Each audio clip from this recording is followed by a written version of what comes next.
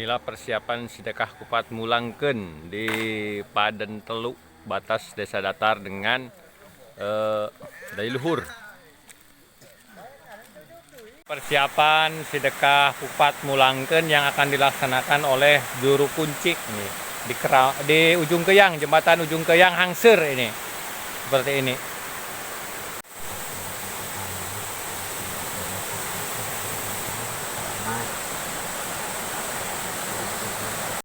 Bapak Dina pada ayeuna pada mulang anu dibuatan kakulonkeun nyata kaya saja mudah maturkeun Bapak Dina kalian anu disuhunkeunana meta musrahayu berkah selamat jiwana barokah barokahna lakanana dijabah Tuhan pidana maturkeun Bapak Dina deui kalungkung cebong birang-cebong diri dengan hidati kapang kajaga karatubur dengan para Sutrajaya maturkeun Bapak Dina pada ayeuna nyata bade nyata